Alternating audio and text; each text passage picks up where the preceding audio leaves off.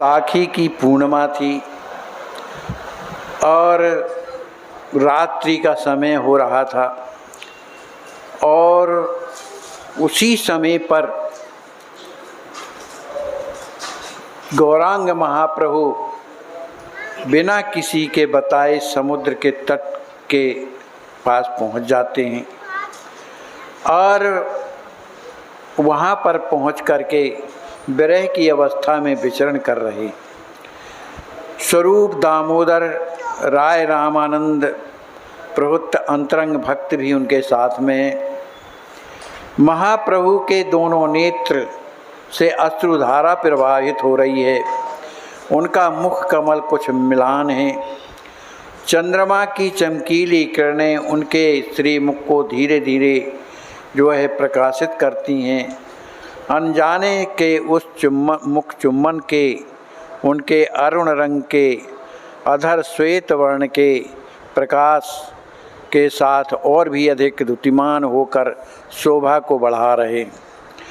प्रभु की जो अवस्था है उन्मादा अवस्था है, उनके हृदय में बेकली है, घबराहट है, चटपटा रहे हैं और रोना भी आ रहा है और साथ साथ अपने प्यारे से अनेक प्रकार की प्रार्थना भी करने लगते हैं। इसी प्रकार घूम घूम करके वे अपने प्रीतम की खोज कर रहे हैं। प्यारे को खोजते थे वे अत्यंत करुण स्वर से और उनसे प्रार्थना करते थे, कहने लगते थे, हे प्यारे, हे मुरलीधर बिहारी, तुम्हारा जो ये स्वरूप है बड़ा ही मनमोहक है, संसार में उसकी मधुरमा सर्वत्र व्याप्त है, उससे प्यारी वस्तु कोई विश्व में हो नहीं सकती है। आपके जो नेत्र हैं चपलता को लिए हुए हैं, चंचलता लिए हुए हैं, तुम ही मेरी चपलता से पूर्ण रीत से परिचित हैं, मतलब आप मुझे अच्छी तरह से जानते हैं। इस तरह से भूली भटकी हुई बातें कर रहे हैं। उसी कमल मुख को अपनी दोनों आँखें फाड़ फाड़ कर एकांत में देखना चाहता हूँ। हे हृदय रमण, क्या कभी ऐसा समय आएगा कि आपका मैं दर्शन करूँगा? ऐसा कह कर के बड़े दुखी हो रहे हैं। कभी कहने लगते हैं, हे प्राण वल्लभ, क्या कभी ऐसा सुयोग प्राप्त होगा कि मैं आपका दर्शन करूँगा? उनकी याद आते ही गौरांग महाप्रभु छटपटाने लगते हैं, उनके हृदय में विरह व्यथा बढ़ने लगती है और वे प्रलाप करते हुए वृक्षों से लिपट जाते हैं। कभी वृक्षों से लिपट जाते हैं तो कभी मूर्छित होकर के पृथ्वी पर गिर पड़ते हैं, फिर कभी उठ कर के दौड़ने लगते हैं, कभी नृत्य करने लगते हैं, कभी रोने लगते हैं और कभी सुंदर गीत गाने लगते हैं। ये विरह की उन्मादावस्था होती है जिसमें उन्हें ज्ञान ही नहीं रहता कि मैं क्या करता हूँ, है ना। ऐसा कर ही रहे थे तो उन्हें ऐसा लगा कि जैसे प्रभु खड़े हुए हों, अकेले हुए स्वाभाविक टेढ़ेपन से त्रिभंगी गति में खड़े हुए हैं, बांस की जो है बंसी बजा रहे हैं और अरुण रंग के जो अधर हैं तो वह बंसी उनका अमृत का पान कर रही है। महाप्रभु उस मनोहर मूर्ति को देख करके उसी ओर दौड़ने लगते। प्यारे को आलिंगन देने के लिए वे शीघ्रता से बढ़ते हैं, लेकिन थोड़ी देर के बाद वो झांकी जो है अंतर्हित हो जाती है तो महाप्रभु कहने लगते हैं, अरे सर्वनाश हो गया, प्रलय हो गया, प्यारा तो गायब हो गया, अब उसका कुछ भी पता नहीं। महाप्रभु ऐसा कहते कहते मूर्छित होकर के वहाँ गिर पड़ते हैं। थोड़ी देर के बाद इधर उधर सूं सूं करके कुछ सूंघने लगते हैं।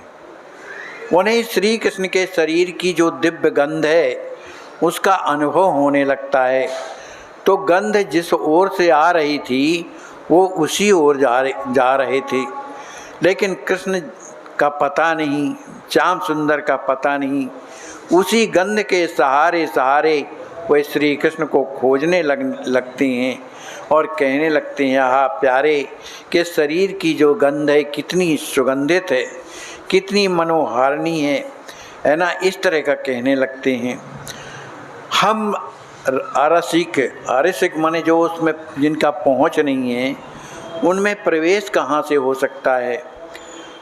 प्यारे के शरीर की दिव्य गंध घोर मादकता पैदा करने वाली है। इस तरह से महाप्रभु उस गंध को खोजने के लिए उधर उधर दौड़ते हैं। जहाँ से उन्हें गंध आ रही है उसी ओर दौड़ते चले जाते हैं और गंध को सूंघने लगते हैं, तब तड़पने लगते हैं। गंध की उन्मादा अवस्था का वर्णन गोस्वामी जी ने अपने शब्दों में किया है। सेहे गंधवश नासा सदा करे गंधेर आशा, कभू पाए कभू ना पाए, पाए ले पिया भेंट परे पिंड तबू कर। माने कभी भगवान की गंध उन्हें मिलती भी है और कभी नहीं मिलती है।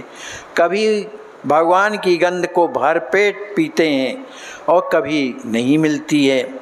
ना पायल तृणाए मर जाए, माने जब उन्हें नहीं मिलती है तो वे तृण के समान गिर करके और माने गिर पड़ते हैं। मदन मोहन नाट पसारी चादरे झट, जगन्नारी ग्राहक लुभाए।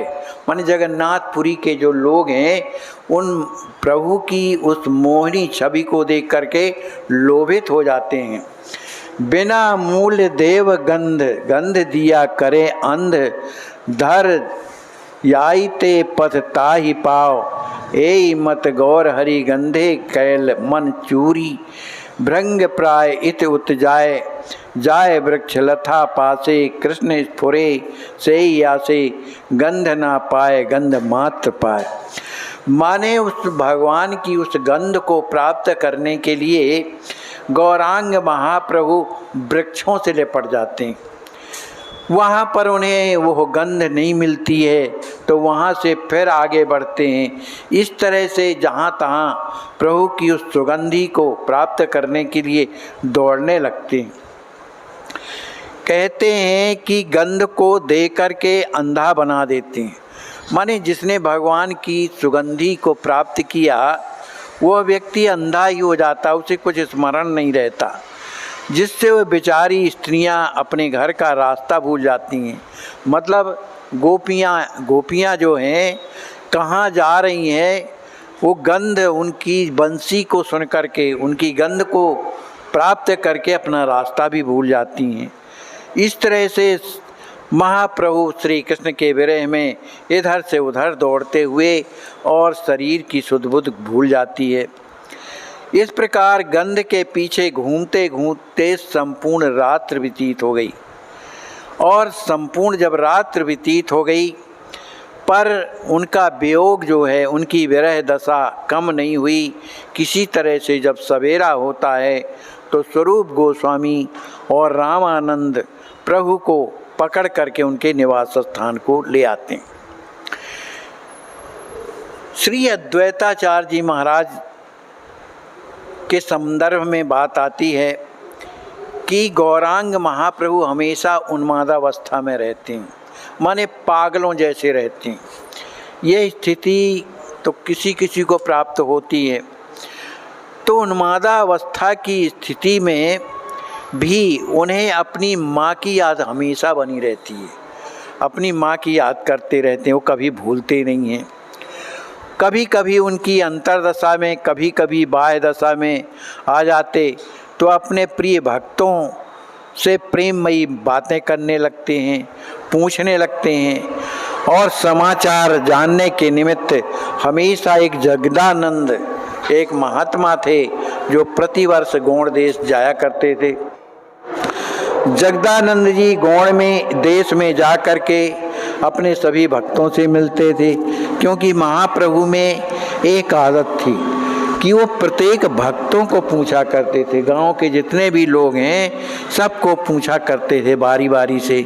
इसलिए जगदानंद सभी के घरों में जाते थे और उनकी कुशल क्षेम पूछ करके और वहाँ मन जगन्नाथपुरी आते थे। गौरांग महाप्रभु हमेशा अपनी सची माता के लिए प्रतिवर्ष जगन्नाथ जी का प्रसाद भेजा करते थे और भांति भांति के आश्वासन उन्हें दिया करते थे, क्योंकि माँ का हृदय बड़ा दुखी रहता था। अब वो ये कहा करते थे, हे माता, मैंने तो तुम्हारी सेवा छोड़ करके पागल हो करके सन्यासी बन गया। यह मैंने धर्म के विरुद्ध आचरण किया है, मुझे तो आपकी सेवा करना चाहिए, लेकिन मैं सन्यासी बन गया। मेरे इस अपराध को तुम चित्त में मत रखना, और अब मैं तुम्हारे ही अधीन हूँ। भले मैं दूर रहता हूँ, पर मैं तुम्हारे ही अधीन हूँ। तुम्हारा वही पुराना निमाई हूँ, तुम्हारा पुत्र हूँ। नीलांचल में तुम्हारी ही आज्ञा से मैं यहाँ रह रहा हूँ, और जब तक जीऊँगा तब तक नीलांचल में ही रहूँगा, मन जगन्नाथपुरी में रहूँगा। इस प्रकार कहकर प्रतिवर्ष प्रेम से महाप्रभु संदेश अपनी माँ को भेजा करते थे। लेकिन जब जगदानंद पंडित महाप्रभु का संदेशा लेकर के जब नवद्वीप जाते हैं, तब उन्होंने सची माता को, माने महाप्रभु की माता जी को जब प्रसाद दिया और जब प्रभु का कुशल क्षेम बताया, तो उन्होंने बताया कि आजकल महाप्रभु की जो स्थिति है बड़ी विचित्र बनी रहती है। उन्हें याद नहीं रहता है, वो निरंतर पागल बने रहते हैं, निरंतर पागल बने रहते हैं। कभी माने पृथ्वी में गिर जाते हैं, लौटते रहते हैं, रोते रहते हैं। उनकी ऐसी स्थिति हो गई है कि उनका शरीर एकदम दुबला पतला हो गया है। इस बात को सुनकर के माता फूट फूट करके रोने लगती है। अत्यंत क्षीण शरीर, अब अधिक दिन जीवित रहने की सामर्थ्य नहीं है। माने वो भी माने वृद्धा हो गई हैं, उनका भी शरीर क्षीण हो गया। लेकिन अपने शरीर की चिंता ना करके माता अपने पुत्र गौरांग महाप्रभु की चिंता करते हैं कि मेरे पुत्र को क्या हुआ। माता अपने पुत्र को रोते रोते आशीर्वाद देती हैं और जगदानंद को प्रेम पूर्वक विदा करती हैं। श्री जगदानंद जी वहाँ से सब भक्तों से मिलते हुए श्री अद्वैताचार्य जी महाराज के यहाँ आते हैं। आचार्य ने उनका अत्यधिक स्वागत किया और प्रभु के सभी समाचार पूछे। आचार्य का शरीर भी अब बहुत वृद्ध हो गया है, उनकी अवस्था 90 वर्ष के ऊपर की हो गई है। उनकी जो चमड़ी है वो लटक गई है, अब वे घर के बाहर कम निकलते हैं। जगदानंद को देख करके उनके शरीर में नवयौवन का संचार हो गया। एक एक करके सभी विरक्त भक्तों का समाचार पूछने लगे।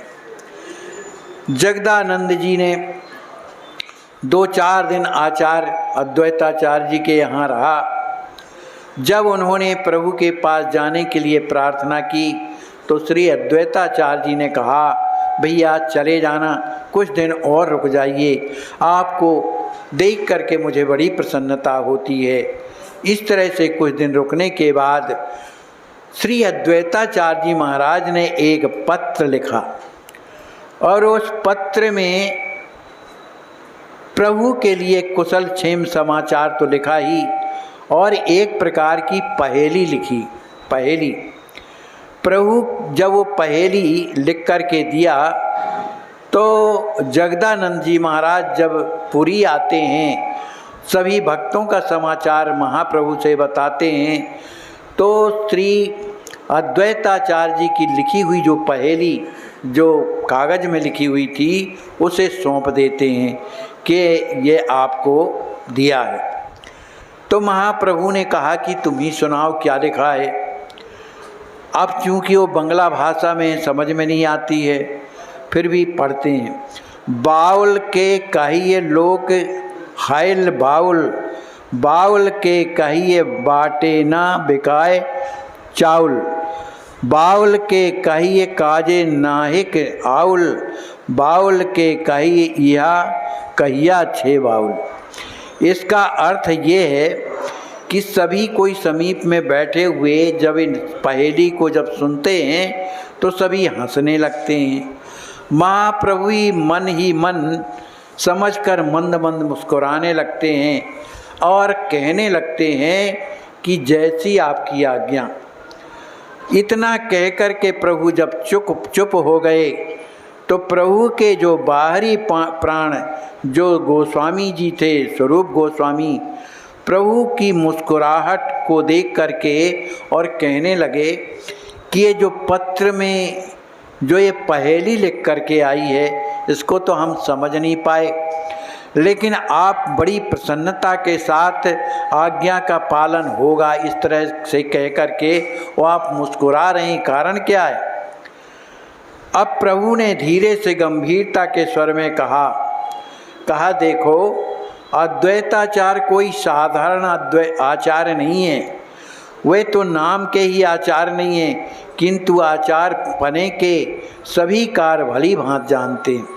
किस तरह से पूजा की जाती है, किस तरह से वेद शास्त्रों ने आज्ञा प्रदान की है, सभी का वो जो आदरपूर्वक उनका एक आदरपूर्वक क्रिया के अनुसार विधिवत पूजा करते हैं। पूजा के पहले बड़े सत्कार के साथ देवी देवताओं को बुलाया जाता है, फिर उनकी पूर्णों प्रकार से पूजा की जाती है, फिर यथास्थान पधराया जाता है। जिस मांगलिक कार्य के लिए निमित्त आवाहन किया जाता है, जब वह कार्य समाप्त हो जाता है तब देवताओं को हाथ जोड़ करके और प्रार्थना की जाती है कि गच्छ गच्छ परम स्थानम, आप लोग अब यहाँ से अपने स्थान को जाइए। इतनी बात जब कहा गौरांग महाप्रभु ने तो लोगों ने समझ लिया। क्या समझा?